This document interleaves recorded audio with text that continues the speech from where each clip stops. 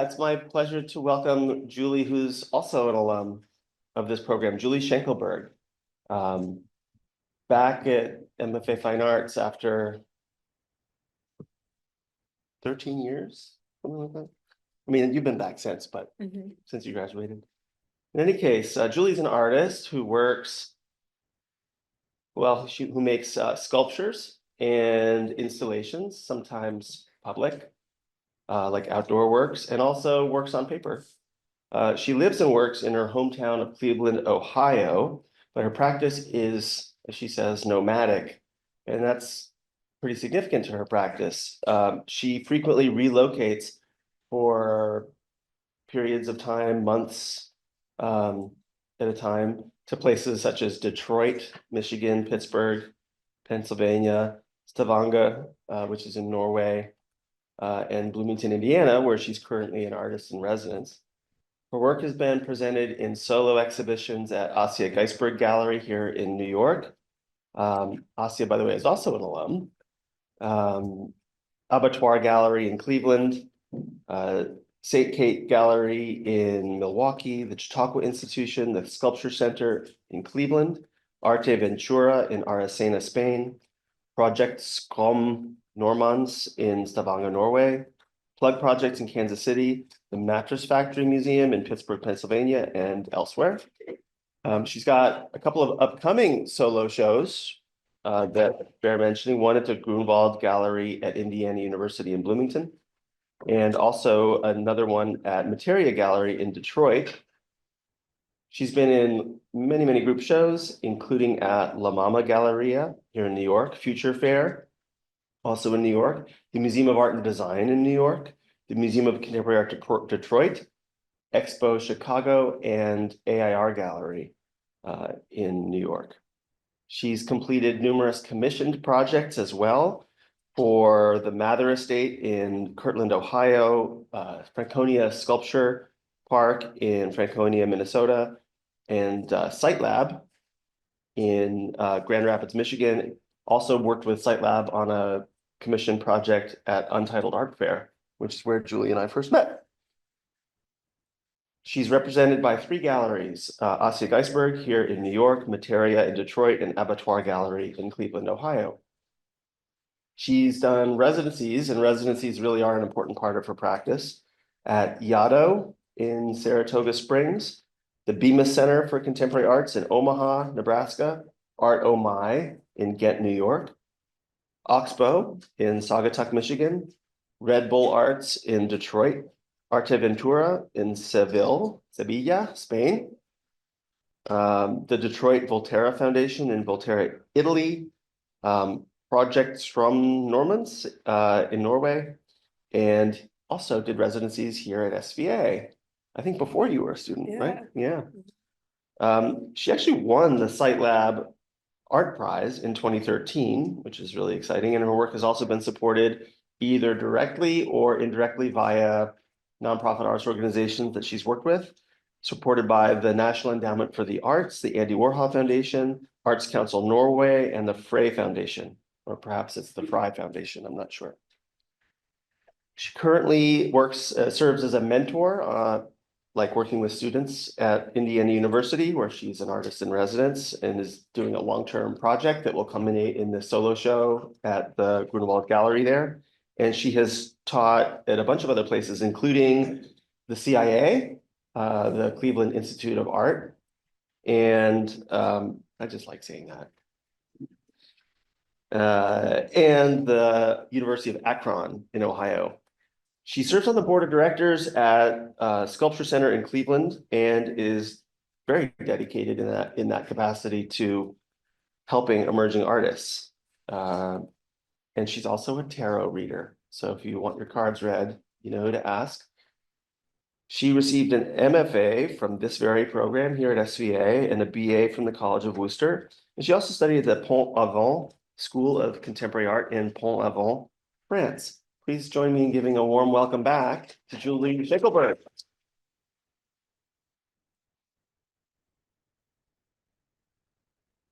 Thank you, Mark.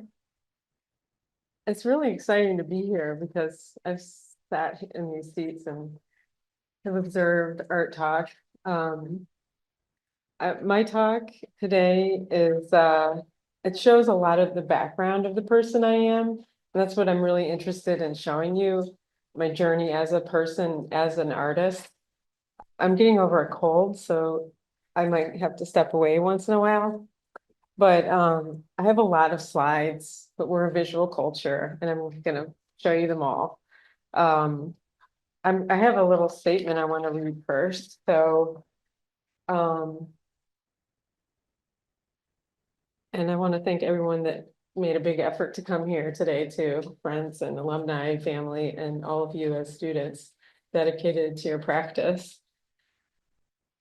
I'd like to say that I'm going to ask you to come along with me for this hour into my reality and see what you think about it. Observe it, perhaps judge it, ask me questions, but I'm going to show you the journey of how I make my work, and it's a very winding liberal arts presentation.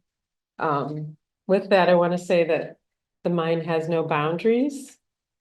My mind and perception of the world are what I make it, and what yours is what you make it. So perhaps you can find an intersection with my work. So here we are, we're going to break through into my reality a little bit.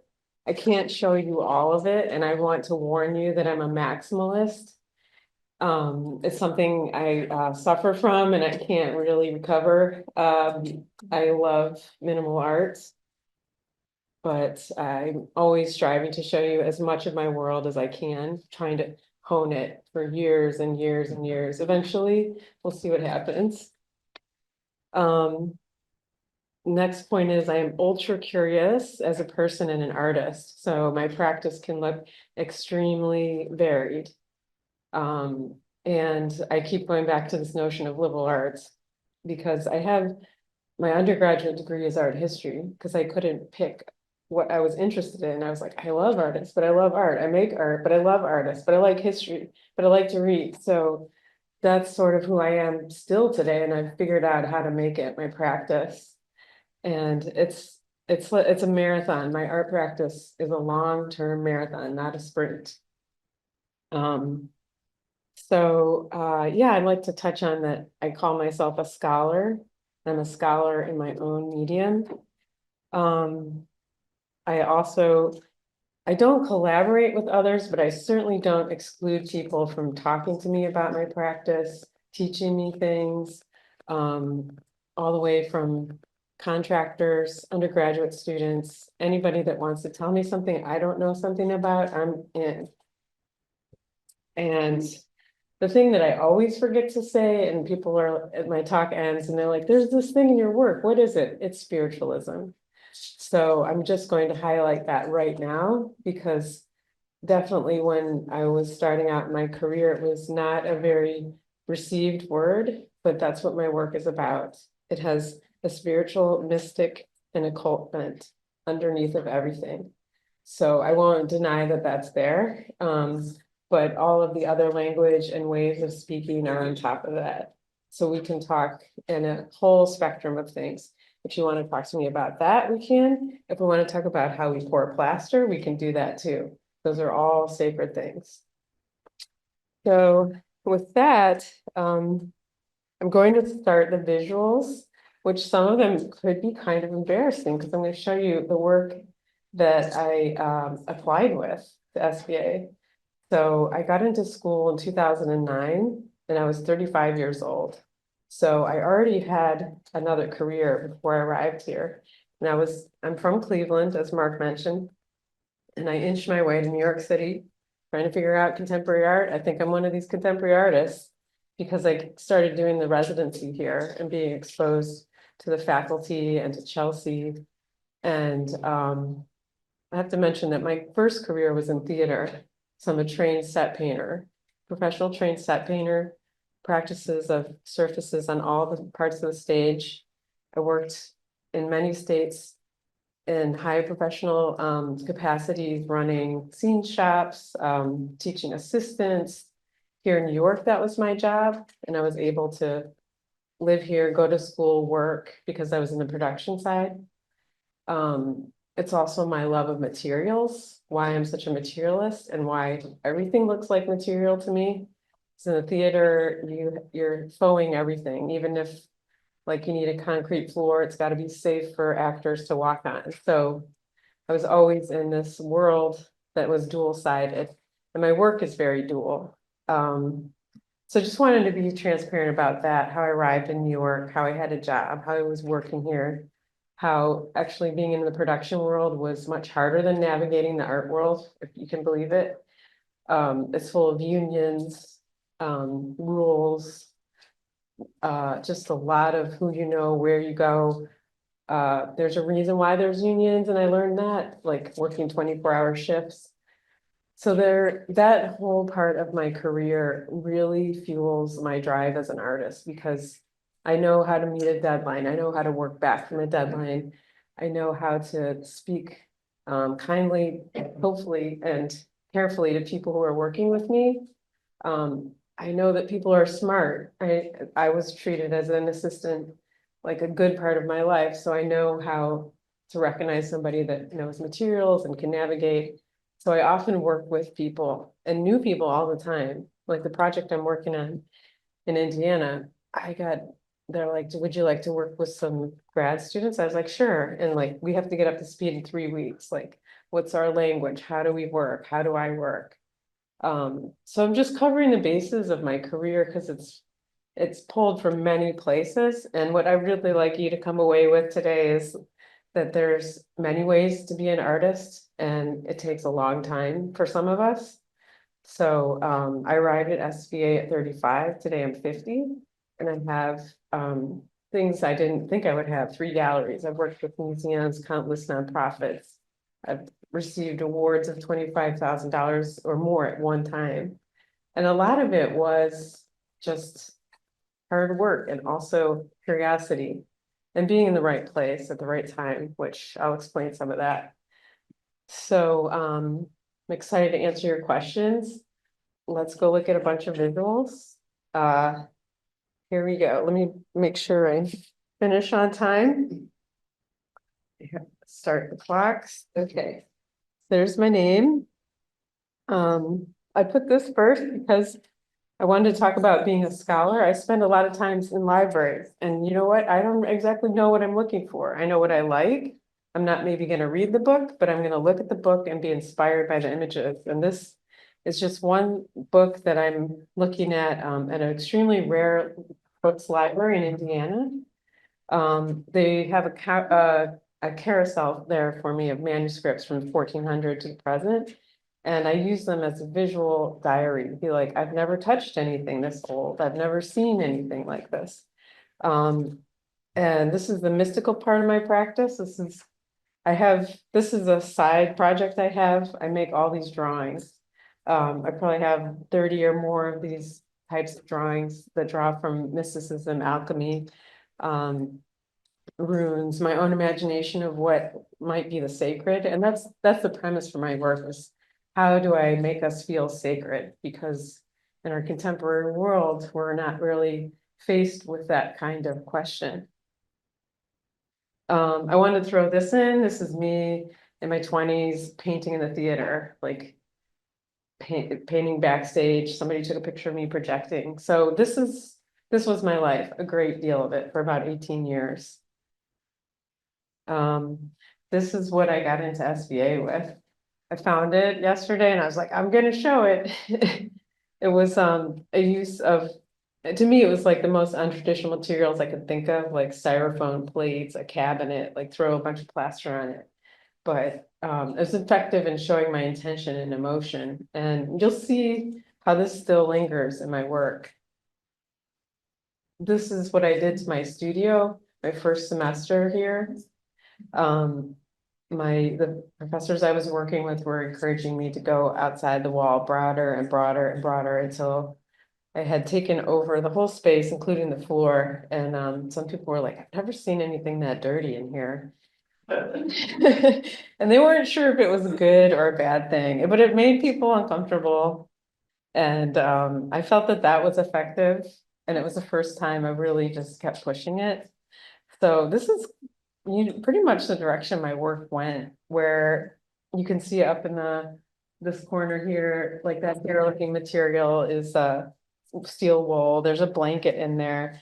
There's styrofoam, anything you can find off the streets. If you're a sculptor, you're like, that'll do. I can disguise it like this. But it was sort of like post-industry, post-apocalyptic type thing that I could manage to squeeze into my studio here in New York. That was my first semester, and I want to play this video. Oof, see if it loads. Okay, here we go.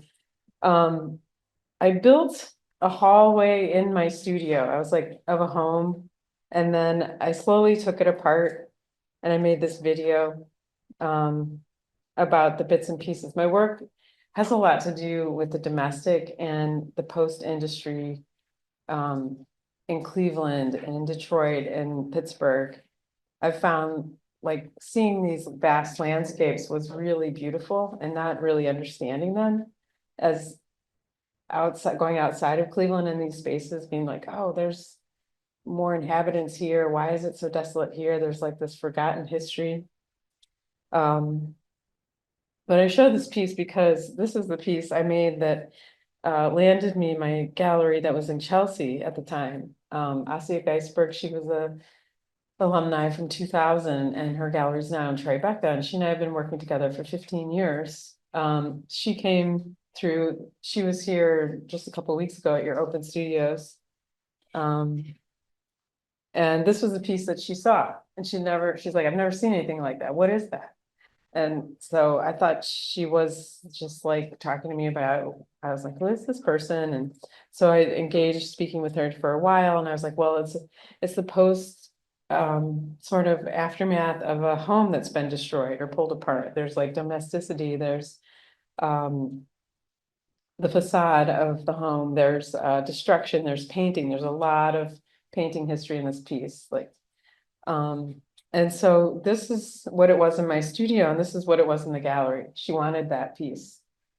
So I was exhibiting in Chelsea my third semester of my MFA degree, which was pretty extreme to have a solo show. She just did open the gallery.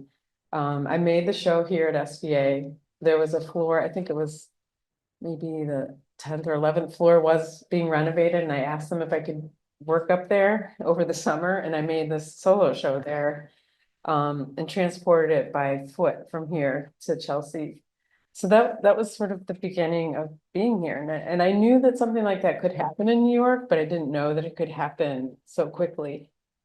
And a lot of it has to do with my just being the right moment for me, like my theatrical experience, my love of materials, my exploration of materials, and then just going all out with it. And this piece was there too. I made this piece here, and it really upset my family. It was in my solo show. They came from Cleveland to see it, and I was like, oh no, I got a lot of power with this stuff. I got to figure this out. They were like, what if it went in the New York Times? And I was like, oh, that'd be great. So it was, that piece doesn't exist anymore. I held on to it as long as I could, but my materials have changed a lot. Like in this piece, you'd see, I'm using actual dishware, and now I no longer do that. I make castings of everything. So I'm going to show you a bunch of things that aren't my art that inspire my work, because here I come to New York and I'm trying to figure out, why am I making this stuff? Why am I making this sort of like what they call ruin porn, or this post-apocalyptic thing? Do I have a right to make this? Like, is this my heritage? It kind of is, because these cities have been forgotten, desolated. People that live there have been forgotten, been displaced, racially displaced, economically. And we drive through each other's neighborhoods, and it's all there. So this is pictures of some of the places in Detroit, which I ended up going to live in Detroit. What Mark was talking about is that at one time, in 2015, I just became completely nomadic as an artist for about 7 years, because I began getting these large opportunities and I couldn't preserve a studio here in New York and make my work. So I had some very good friends who were musicians, and I was like, they seem to have it figured out. Why don't I go on the road? So I took the risk of, like, you probably heard a lot of people who do this, they residency hop. So I found places where I could go for a year, for 3 months. And I would stitch together years like this, and it just continued and continued and continued until the pandemic, which I probably needed to stop to like really solidify my practice. But I grew up in Cleveland, and for whatever reason, we were always facing east, like go to New York, go east, go East Coast. And I was like, I'm going to go back on that idea and be like, I'm not going to neglect the places that made me have these interesting visuals. I'm going to go back to those places and see what the history is that's missing. What can I say about it, how it connects to humanity in general. So I went and I was like, being from Cleveland, you never went to Detroit because you're like, why would I go to another place that looks just like where I live? So there's a few Clevelanders here and they're giggling because, and like, I moved to Detroit. I first went for residency, and I also like take weird situations. Like I got invited to do a residency by Red Bull the drink. So I was like, what is this going to be about? And it was fabulous. They handed me the biggest check I've ever seen at once. And they're like, do whatever you want. And you're like, is that really an art practice here? So that was, things like that would happen. Would meet extremely interesting people. They would have judgments about me. I would have judgments about them. In the end, we were like, wait a minute, we're just making the same visual language, even though we don't look alike at all. So I've learned a great deal by taking big risks in my work and also going outside the canon of our sanctioned art world. And you all know what that is. So here I'm showing you the Chrysler factory in Detroit, because I was like, I'm gonna go in there and I'm gonna get in these places and I'm gonna look around. So I got myself some friends who knew these places, and we would go in and it would feel like a beach. It would feel like a sanctuary. It would feel like mystery. It would feel dangerous. It had all the things I liked. And that's part of what I want to tell you about my practice is it's not just making the work, it's having adventures, it's meeting people, it's making big mistakes, it's breaking things, having to make them again.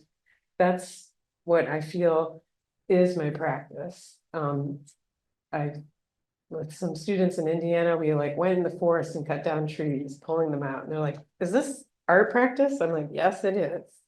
We're getting the experience and we're getting the stuff and we're transporting it. So I do a lot of driving around. But let me get back to this presentation. So I'm like showing you these pictures. I'm like, is this art? Is it not art? We're gonna find out. So this is also some of the things I like to look at. This was like really beautiful to me. I show this picture because Cleveland is on one of the Great Lakes, and you see like really weird formations sometimes because it's fresh water and not salt water. So you see a lot of frozen, interesting formations happening. This is probably the springtime, so things are starting to thaw out, but I'm showing you it as a visual for colors, for how I see systems work, how I love chaos, how I love containment. I'm showing you this house because Cleveland has all these huge houses that have been existed for a while. They're built on, they hold multiple families, and they're everywhere in Detroit too, and they're used in different purposes. Like people still live in them in sort of a luxury capacity. Otherwise, sometimes they're like apartment buildings. Sometimes they're completely abandoned, but it looks like a drawing, you know, it's like added on, added on, added on. And it's built from post-industry money. Cleveland is a big steel town, huge steel town that went bust in the 60s. This is a palette of my work. This is like wallpaper that you can see sometimes around in these spaces. and I would adventure into these abandoned spaces, and some of my family's homes looked like this. This is my first installation I'm showing you, because it has those palettes, it has those looks. This is a installation in Michigan that wasn't, this hotel was abandoned for about 55 years. And so I built this piece in the lobby. I think we have a video here. Yeah. I have my work documented a lot. And I used to spend a lot of my own money doing it, but I make sure that it gets documented for me now. So advocate always for your work to do that. I didn't make this video. I didn't pay anyone to do it. I'm just going to show you. I'm going to skip up to this.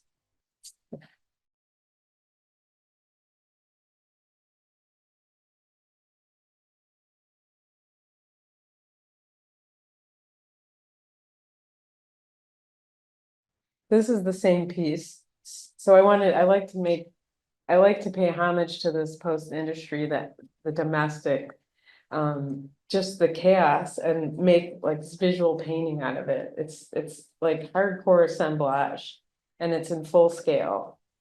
That's from working in the theater, and I'd be dragging these things out of the garbage and being like, well, it goes here and here and here. But it also looks like a cubist painting to me at the same time. This is artwork, not abandoned buildings. But I was, in some cases, I just went all out. I was like, I wonder what a pile of glass would look like. And this became my palette. Like the pile of glass was like a white tube of paint. So I would just, and I think there's a lot of old kiln shelves in this too.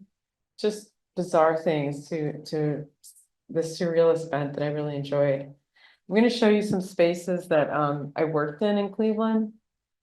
This was because I worked in theater originally there, and a lot of the buildings we would have our scene shops in, they had no heat, they had no water, they had leaking roofs. This was an old elevator factory, and most of it was blocked off, but I would go off and look in the dark corners or bring a flashlight. And this was my art expression, my artistic expression at that time. I had no idea I was an artist, even though I worked as a scene painter, because I thought that wasn't being an artist. And I was more into material and looking at material. I also liked being a little bit scared. So I would go into like corners of the building, like wondering about stuff. That was where I worked. I like to show this picture because this is in Detroit, Russell Industrial Center, which is this massive tank factory from World War II, and only 20% of it is occupied. It's really crazy in there. And they have Techno City, which techno started in Detroit and in Berlin, and it is like a bridge. So they still every year have a techno giant party, which is probably what you might imagine. There's giant factories with no ceiling and music, and it's beautiful. I'm just going to show you a few more visuals of Detroit and post-industry places, so we can get back into looking at my installations. This roof is inspiring to me, so I took a picture of it, the color. This is another thing that you would see. People would light buildings on fire and take the insurance money in Cleveland and in Detroit. So you have this really decadent building, but you also have this bombed out roof. This was a perfect building. I thought, oh, look at that color. Look at how it's crumpling like a piece of paper. This, really wanted to find who owned this. I was like, this is already my work. I don't know what to do about this, but I'm going to take a picture and hope I can find it again someday. It's in Detroit.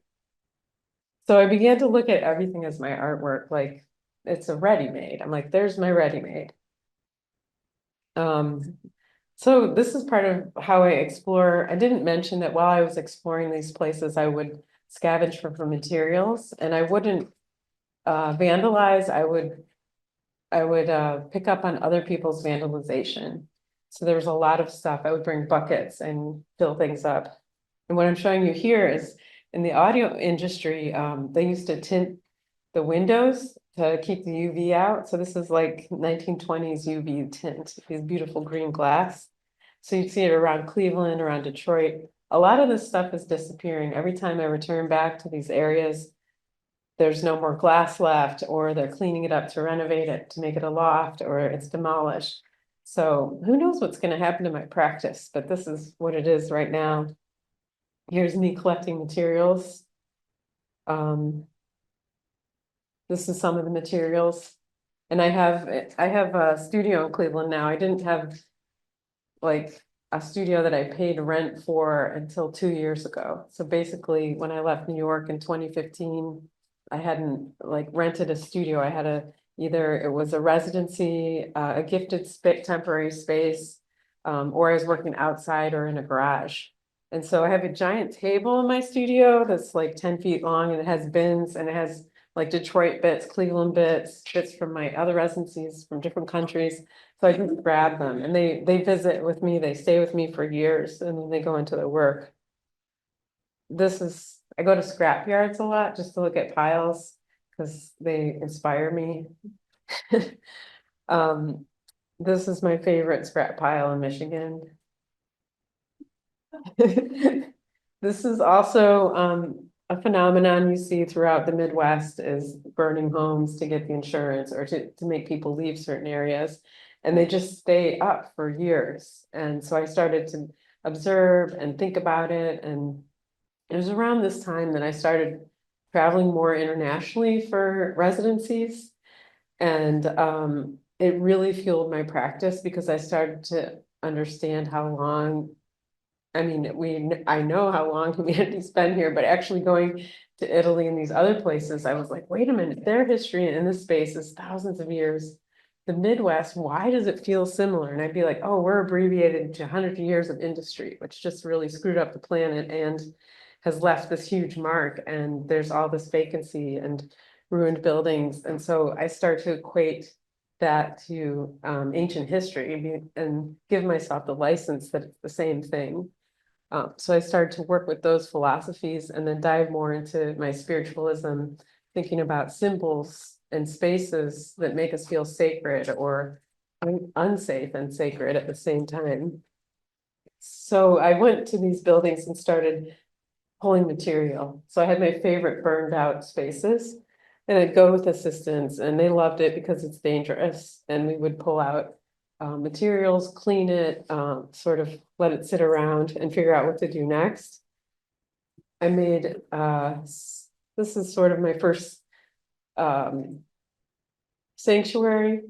Like I come up with these stories where I want to make sanctuaries for my family, for me, for post industry, for Cleveland, and using materials fully found in the area. So there's the black is from those buildings that you saw, the burned buildings. And then like I took marble out of old schools and a lot of dumpsters. And it's like a giant sarcophagus for my family, for my personal history. But it's also theatrical. I want us to feel something when we see these things. So going from this space to the gallery, I made that giant unrestricted material, like whatever I wanted. That was in a nonprofit space in Detroit. So I come back to New York, and my gallery with Asya wants to know, how are you going to monetize that? How are you going to put that in my small space? So this becomes this, where I make a personal size sarcophagus. And sometimes we'd be like, well, how can you like condense your work into that? Are you selling out? Like, why would you do that? But it's a puzzle for me, and I like puzzles, and I like working in the art world. So I came up with this sarcophagus that was personal to my form, my body. And on the outside are castings of my family's spoons and forks and knives. So I started to be like, how can I make a language about who I am, who my family is, who we were? In the background, I began those aren't real windows, they're castings with materials from all these places. Here's the sarcophagus. It's full of, my family is very Catholic. And I am very interested in how they use that imagery and how it relates to me or doesn't relate to me. So I use that figure of Mary as a symbolism as for women in general mostly. But I'm also curious about the sanctity of it and like what makes us feel this otherworldly feeling. And so here I have like castings of women, plates symbolizing domesticity. There's marble, and I made myself a nice little burned headboard out of domestic spaces, which are challenging. And I want to say that outright, like they're beautiful and challenging at the same time. This is a piece. So I'm showing you the progression, like how it goes from giant sculpture to smaller installation to let's put this in a museum. So this piece was in the Museum of Art and Design up at Columbus Center, and it's made of the same materials. So a lot of times I'll make a giant installation and think about how do I condense my story down to something. And it's a story of my family and what they might bring to the next world and a homage to the post industry.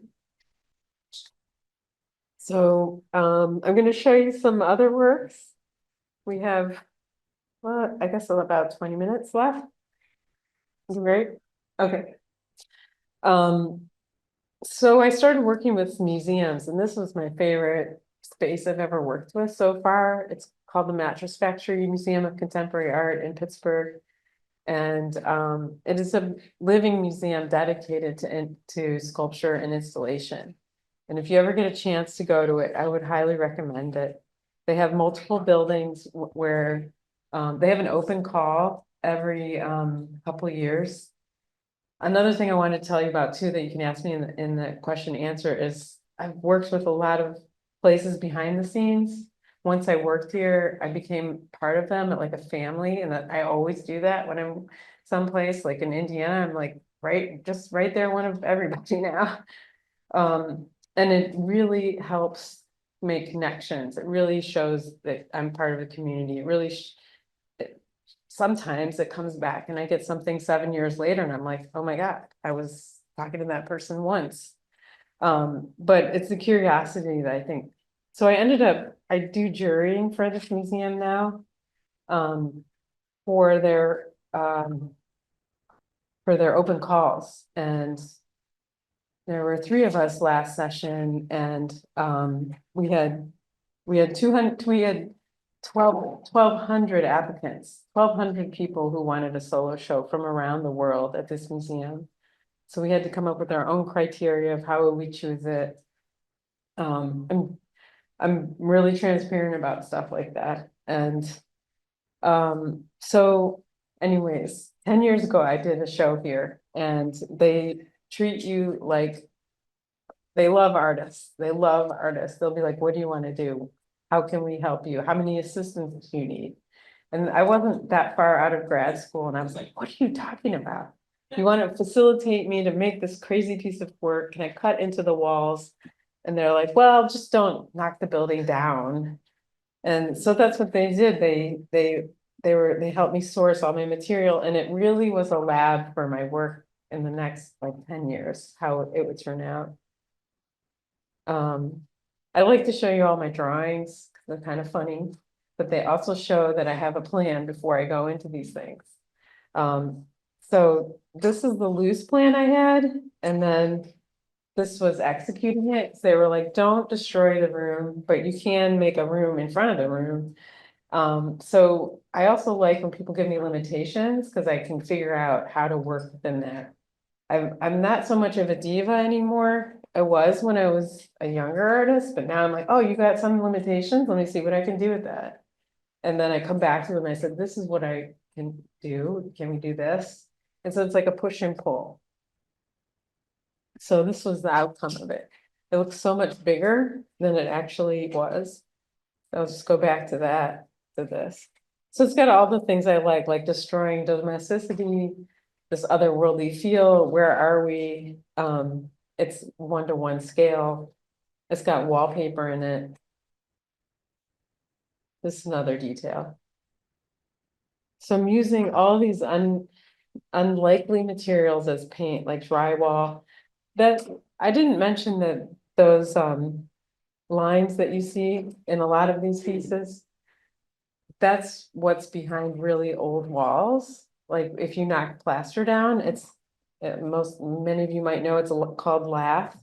So it's the way we used to make drywall. So buildings that are pre-1940s have all of the walls are made out of this, basically wood with plaster over it. And to me, it's like this fantasy world. And I'm like, what's behind that? Like, can I look between those lines? Is there another outlet? Is there another place I can go? So I like to use everyday materials to bring mystery. And that's why that is a constant theme. I still am doing it today. Here's another example in Asya's gallery in Chelsea. I built this giant elaborate installation. This is all the same year. I'm showing you all the same year so you can see like, okay, the installation becomes this, becomes this, becomes this. So here we are back in New York. It was really just too big. Like I should have made something much smaller. It was really hard to get here. I had to like rent a trailer. I had to hire a lot of people to help me with it. It was a lot of ideas of grandeur, but we pulled it off. We got some really good reviews. And then, you know where it went? Back in storage. So that doesn't always happen, but it happens a lot. Again, I'm talking about the long game. Like this was, I think 2014, 2015, this piece doesn't exist anymore. I held on to it for a couple of years and then recycled it. So you can have a plan, but a lot of times it goes differently. Here's a drawing of an installation that I did for Untitled that Mark was talking about that we met. I made a very condensed, tall version of my work for this art fair.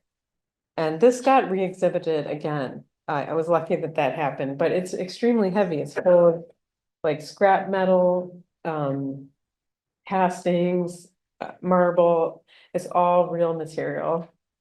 And I love to show this picture because this is how I work, how it all comes together. We lined it up. I had 3 students working with me and some other members of the Site Lab community in Michigan. And it's all parceled out. Like I kind of work like a painter, like here's the white paint, here's the blue paint, here's the palette. And then it's planned and it goes in. I'm going to try to rush through this. I just like to show this because this is my most extreme project I ever did. I moved a house. These people moved the house for me. I was gifted this house with NEA money, National Endowment. And this was my fantasy project. This has been my fantasy project up to this point. So I got gifted this house. I was like, it's in the wrong place. We really need to move it. So sometimes, you know, you're really delusional as an artist. You're like, that needs a better spot. And I think we could just move it there. Turns out it wasn't that expensive to move it because we didn't have to reconnect it or anything. And I was working with this collective called Site Lab, and they would often like fan the flames on these ideas, and we would do these things. I went and lived with them for about a year, maybe a little longer. They had a complex of 11 or 12 buildings that were abandoned, and there was one that was semi-inhabitable, and I was like the residency manager. And we had a residency, and we had international people come and work, and international and national from the US and create projects. But this is what I did with my project. I took this building apart, I treated it like a drawing. I was like, I don't have time to make a maximal sculpture, so let me do my maximum amount of peeling it back. It's me climbing. I like adventure, as I mentioned, like I got up on that roof and cut it open like a toaster. Like sometimes I just wanted to try something totally different. And I saw everything as like a pencil or a brush. And there were people that enabled me to do it. And that's what I really love talking about, is that people were like, you want to do that idea? That's really weird. Okay, let's figure that out. and they're not artists, and they're not involved in the art world. Like the person that taught me how to drive this telehandler is not in the art world. So we put like a bucket on it and I would get in there and then I would drive it, put it the right spot, and then I'd climb up that ladder and be in that bucket. So, I mean, I was just like the complexity, like the math of it, all of these things. I didn't know this is what I was going to be doing with my degree. So this is the piece in general. Thank you. This was the interior. I'm obsessed with lines, so it's like, let's make it a drawing. So I took a hammer and cleared off all of the plaster on the inside. Like sometimes I just can't be stopped, like whether it's like doing something ridiculous like that, or like, I'm gonna try to get this grant. I'm just gonna write it again and again and again. So this was a really rewarding project. I didn't know exactly how the lines were gonna work. But I got this one night and I was like, wow, look at that. It's like a throwback to my years in theater. I wasn't a set designer, nor was I a lighting designer, but I certainly watched a lot of it go down. And it also has a lot to do with me liking more conceptual work by watching theater, by watching the body on the stage. Okay, so I just want to switch gears and tell you about some of these projects, which this is in Norway. I had 16 days to make this. And I was like, I'm not sure I can do that. So I've said yes to a lot of things I've not known how to do. And I was traveling to Norway. I'm like, I'm pretty sure they recycle things. I'm not going to be able to find anything to make my work with. So the alternative I found was an arborist, and he said we have tons of trees, we have tons of shrub and cut off. So I made like this funerary pile out of shrubs, trees, dirt. I made my own bricks. So I really wanted to work with this gallery in Norway, but I couldn't ship my work over. I didn't have enough money. I wasn't sure how it was going to work when I got there. So I stayed like flexible minded. So I've said yes to a lot of things that seemed impossible. Whoops. This is what it looks like without the light. And I knew I didn't have a lot of time. So I was like, how do I solve my problem? I'm going to use light. So I didn't get pushed in a corner until I had a time constraint.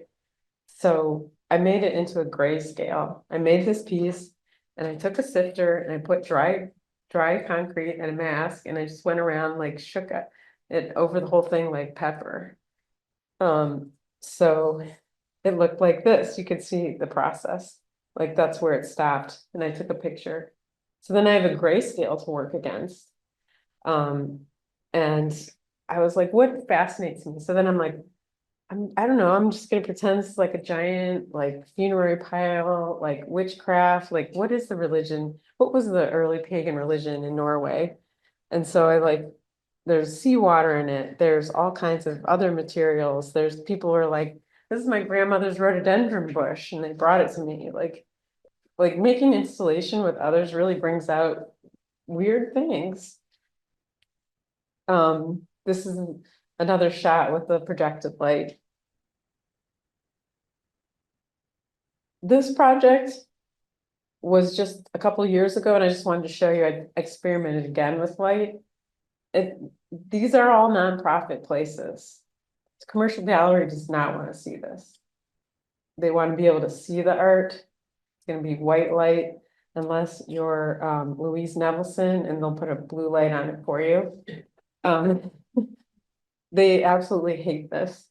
So I've learned where I can experiment and where I can compromise. So, and that's good, because sometimes I get completely out of control in a nonprofit space. Like I'll meet their deadline, but I'll keep making and making and making. I'm like, my world just never ends. So this piece is in Cleveland at the Sculpture Center there, which I'm involved in the board. And we have 6 solo shows for emerging artists a year from, I'll just say this right now, if you were born or spent time in Kentucky, Indiana, West Virginia, Western New York, Ontario or Ohio or Michigan. You can maybe have a solo show. We give $5,000 to artists. So, and part of that is my responsibility because I've told them what we don't like. We don't like not being paid. We don't like not being supported. And it's like my fantasy land where I can help artists in the space. But before I joined the board, they have a show for a mid-career artist every 2 or 3 years, and I was one of the artists. And so I did this piece. It's got a lot of furniture, like paying homage to the domestic and my family. It's also when I started doing like on-site casting, there's a lot of historic graveyards in Cleveland.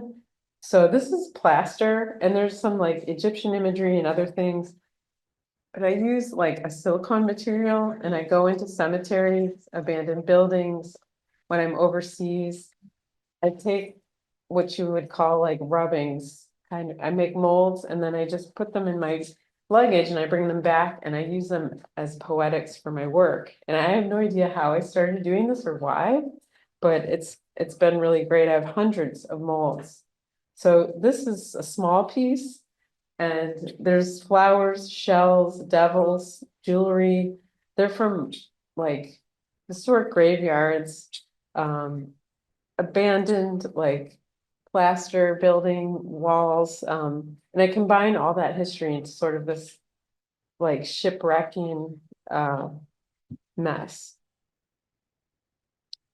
We're getting to the part where I'm like showing you studios I've had. This was a temporary garage studio that I had. I know not all artists can do this, but I sort of am like a turtle and I carry my life and my person and my interests with me. So I can be dropped down anywhere and just start making my work. Okay, I need this, I need this, I need this. This is my mental space. And it served me really well as an artist. And now that I have 1,000 square foot studio in Cleveland and I'm still moving around. Like right now I'm in Indiana working. Oh, wait, in Cleveland, it's 10 in Indiana, or no, in Cleveland, it's 1,000. In Indiana, I have a 10,000 square foot studio. So you don't have, you can live in these spaces, but you can also visit and have these experiences. I'll show, I have a picture of the studio, don't worry. So this is also Asya Geisberg's gallery. I've had 6 solo shows with her. So there's a lot of iterations of my work and what it's gone through. She and I have worked together a long time. Sometimes I was like, okay, let me not destroy the gallery this time. So I made a small piece. Here's some more. This is an outdoor piece that I made, and I'm showing you this today because this piece I made in 2021. I probably conceived of the idea in 2012, and it's now being refurbished again in 2025, 24. So if you have an idea and it doesn't get made right away, just hold on to it. So these are the drawings I made a long time ago. And this is me pretending to be a performance artist at a sculpture park in Minnesota, excuse me, Franconia, which they commission work. They have Mark DeSubro's work. And he's also on the East River at Socrates, his studio's at Socrates. So I also want to tell you about places that aren't New York because artists that are from New York or lived here are going to them, making their work and coming back, going there, living there, staying there for long periods of time and moving on. So there's really no place that's off limits, and don't limit yourself to thinking that you don't want to go to Omaha because they love artists, they got a lot of money. You can visit, make your work, exhibit, maybe you'll like it too. So this is me in Minnesota, rural Minnesota. I lived here for a couple of months. And I'm thinking about my own body and the size of where my work is. And this is what we made. I show these pictures because this wasn't brand new. This is 3.5 years later. So it's really important that I made this work because it's a sculpture park that mostly has metal sculptures or sculptures that are meant to stay for a long time. This is more of an earth-centric, a feminine approach of letting it be weathered, destroyed, and taken over. So here's some of the castings I was making. I was mixing in like local materials, limestone, and I don't have a real reason for it, but I find that it really grounds my work, that I want to use materials that are from the area or a palette. This is me making molds. Sometimes I make friezes with spoons and books, and then I pour plaster. I put pigment in it. That's why none of it's white. Some people ask me that, like, why is it that color? And I'm very proud of that. So here's a close-up of those things. And sometimes I show people that work with me. This is Paul, he was a welder in Franconia, and I designed the piece and he did the welding, and we were putting it up together. So somebody like him really shows me how things can work, because I'll be like, I want this up here, and he'll be like, what, you can't put that up there without something here. So they're engineers. And this was the final product. It's another drawing. It kind of reminds me of the house that I took apart. It's like one side is sacred and one side is industry. And you're supposed to walk through it and have like this sort of spiritual experience.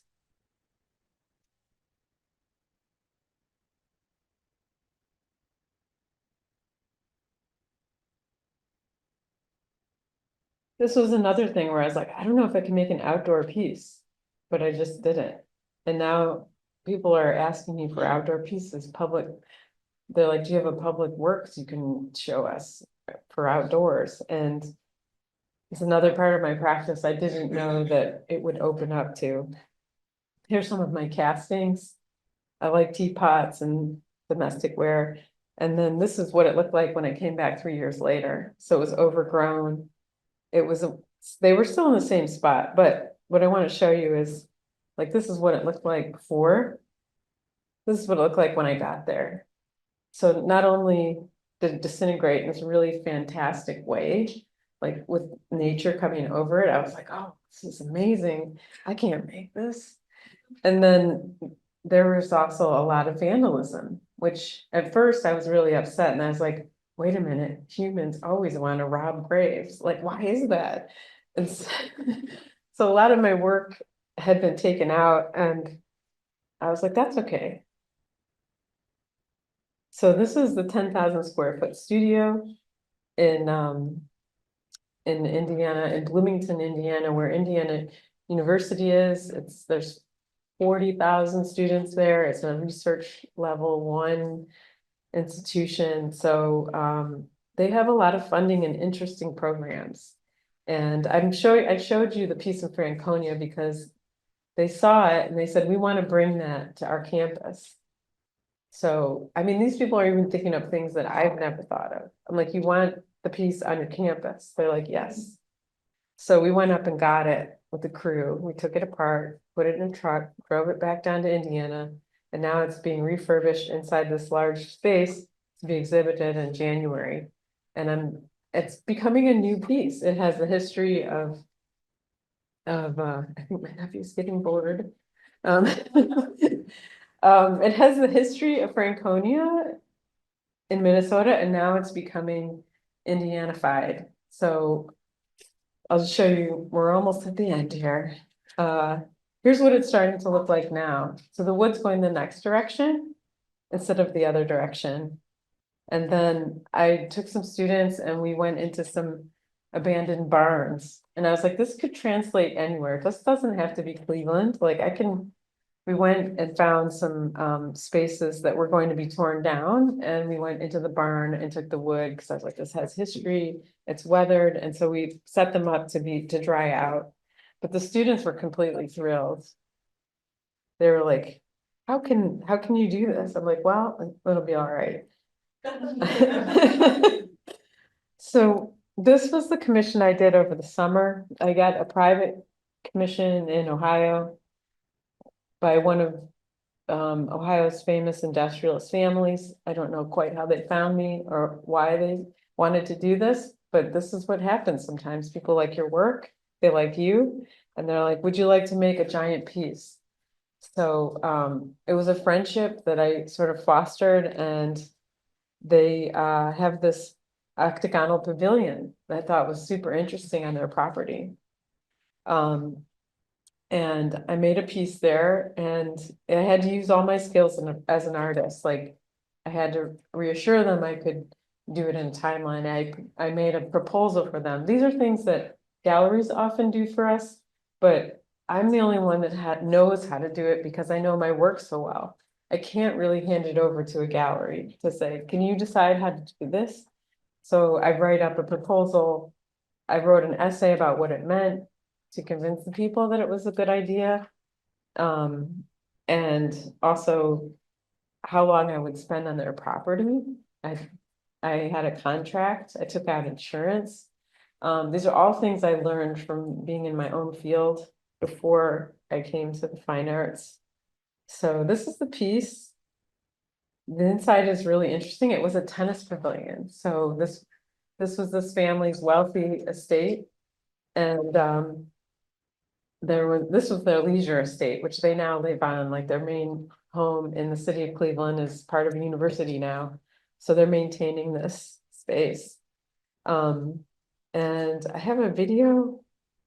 Oh, I want to show you some of the details first. So it's an octagon. I've made a play on the octagon, which to me is a very sacred shape. It's the same shape as infinity, which is, the loop, like, looks like an 8 lying on its side. So an octagon is like 8 sides, and it's something we can walk into or we can feel, or it's been a sacred symbol since I can't even remember when. I've been reading about it since pre-Greek times. And here's how my castings have evolved. Like, there's dragons from various places I've gone to and seen it on a fireplace or a frieze. There's a lot of decorative elements. So it tells the story. And where'd the video go? Maybe it's, sorry, I think this is it. No. You think what? I can make small work. That's my only sentence here. So, oh yeah, this is the video.